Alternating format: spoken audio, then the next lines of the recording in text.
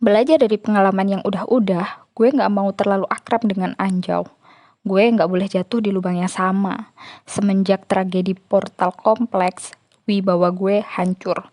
Gue selalu jadi bahan olok-olok setan lain. Berhubung malam itu gue nggak punya pilihan lain dan emang harus dinas bareng Anjau, gue pun mencoba ikhlas.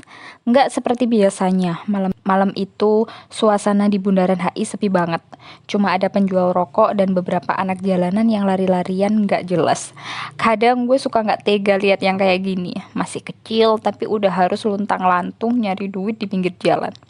Kalau ditanya kasihan, ya jelas aja gue kasihan banget. Dulu sempet kepikiran buat bantuin mereka dengan nyoba ngamen. Tapi niat baik itu cepet-cepet gue urungkan. Gue cuma akan nambah beban mereka. Ngerecek-ngerecekan nggak bisa, genjreng gitar apalagi. Puncaknya gue nggak akan bisa berbuat apa-apa sekalipun ada orang yang nyodorin duit dari mobil. Ini bener-bener tragis. Gue dan Anjau dinas seperti biasa. Gue lompat ke kanan, Anjau lompat ke kiri, Anjau lompat ke kanan, gue yang lompat ke kiri. Kita terus lompat-lompat sambil nyari manusia yang cocok buat ditakut-takutin. Sampai akhirnya gue nemuin target yang sesuai. Jauh, lo lihat cewek yang lagi duduk itu? Nggak, di dekat kolam yang pakai baju merah. Iya, gue lihat. Yuk, hajar. Anjau semangat. Gue dan Anjau mendekat. Si cewek kayaknya lagi galau. Dia duduk sambil nyelupin kakinya ke kolam. Dari yang gue lihat, kayaknya dia seumuran sama Jupe. Sebagai langkah awal, gue ngebuat suara-suara halus yang menurut gue menakutkan. Anjau berdiri di sampingnya dengan sesekali menghembuskan napas ke leher si cewek. Ternyata nggak ada reaksi apa-apa dari dia. Kita pun mencoba meningkatkan kualitas serangan. Gue mulai menaikkan volume teriakan. Anjau juga mulai menciptakan hembusan angin yang lebih kuat. Sebenarnya gue rada kasihan sih ngeliat Anjau yang mati-matian niup angin pakai mulut. Tapi mau gimana lagi? Mau gue kasih kipas sate juga percuma. Dia nggak bakalan bisa make. Kesian. Joe berpendapat kalau hembusan angin itu sangat membantu dalam proses asimilasi daya takut manusia. Ini sangat erat kaitannya dengan teori efek bulu kuduk. Sesuai dugaan, si cewek pun mulai bereaksi. Geliat-geliat tidak nyaman udah mulai kelihatan. Dia semakin gelisah dan terus-menerus mengubah posisi duduknya. Gue dan Anjau pun semakin semangat.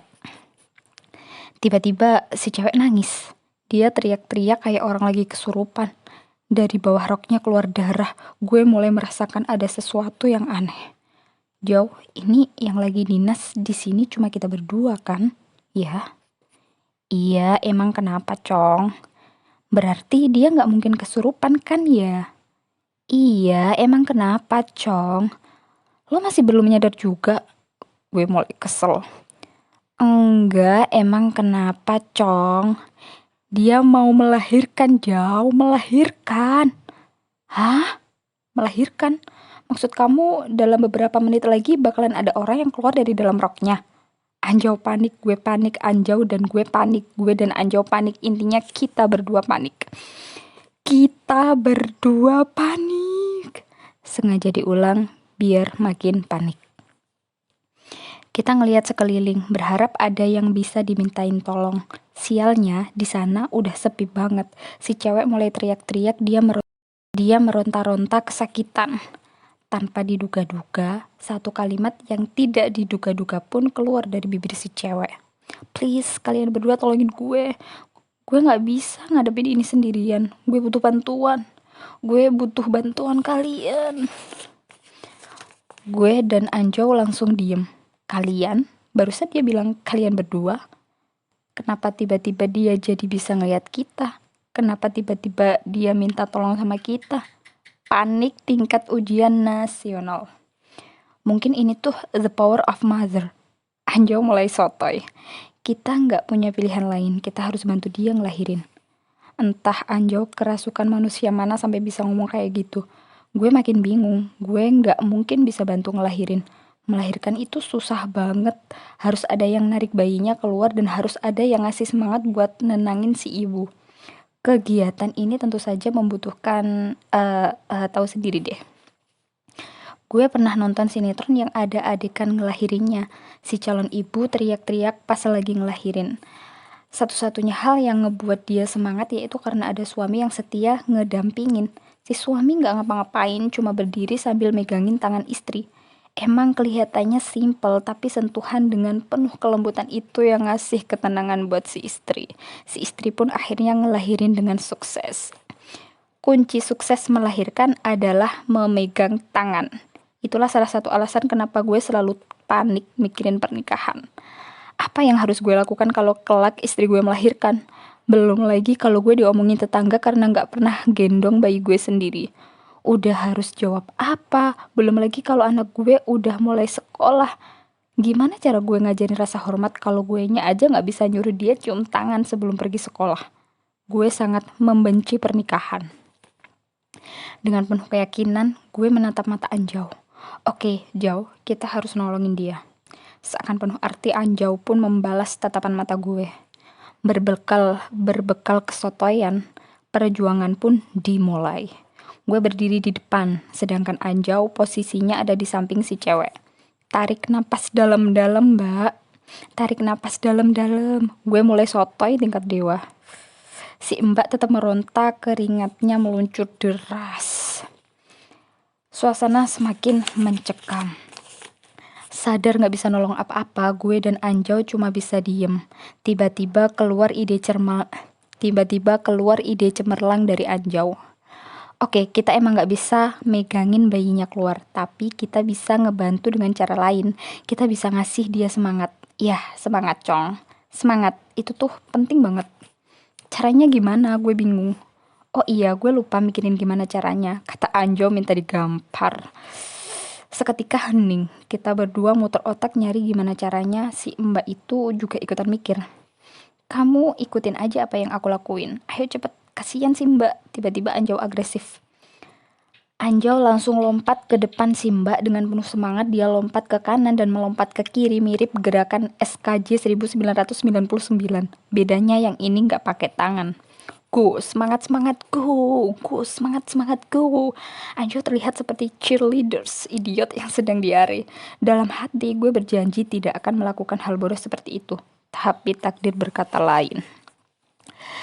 Si Mbak mulai semangat. Tanpa disangka gerakan idiot Anjau ternyata benar-benar memengaruhi semangat si Mbak.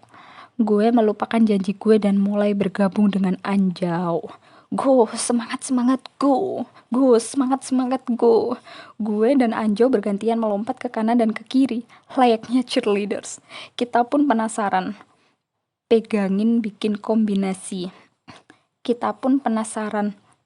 bikin kombinasi piramida. Gue lompat ke bahu Anjau. Anjau terjatuh.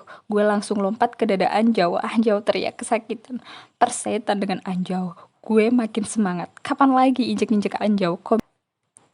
Kombinasi ini gue namakan piramidas diaresitas. Setelah beberapa lama, hal yang dinantikan pun datang. Suara bayi. Gue menatap Anjau. Gue menatap Anjau. Anjau menatap si Mbak. Si Mbak menatap sang bayi. Sang bayi nggak natap siapa-siapa. Gue sedih, nggak kebagian tatap-tatapan. Cong, kita berhasil, Cong. Kita berhasil. Bayinya lahir dengan selamat. Anjau histeris. Gue ngeliat ke arah si Mbak. Beliau meneteskan air mata bahagia. Sambil terus memeluk bayinya, dia menatap ke arah kami. Makasih banget ya. Gue gak tahu gimana jadinya kalau gak ada kalian. Gue gak tahu gimana jadinya kalau gak ada yang nyemangatin. Bayi ini gak punya bapak. Gue sempat putus asa. Tadinya gue kepikiran buat ngegugurin, tapi setelah ngeliat ketulusan kalian, gue jadi gak tega dan yakin banget kalau bayi ini sangat berharga. Sekali lagi, makasih banget ya. Anjrit, dramatis abis. Ini kenapa dia jadi curhat gini? Mampus gue. Gue bilang apa nih? Gue ngomong dalam hati. Anjau ngedeketin gue, kemudian dia berbisik. Cong, ingat pencitraan, kita ini setan, harus jaga wibawa. Jangan sampai terlihat lemah, kita harus tegar. Gue jadi serba salah, suasana saat itu bener-bener mengharukan. Kalau aja lagi megang iPod, mungkin gue udah nyetel bundanya Melly Goeslaw. Gue nggak tahu harus ngapain. Akhirnya gue memilih untuk ngajak Anjo pergi dan lompat menjauh. Sekarang gue tahu kenapa anak nggak boleh durhaka sama orang tua. Perjuangan ketika melahirkan itu luar biasa, apalagi ditemenin sama dua pocong.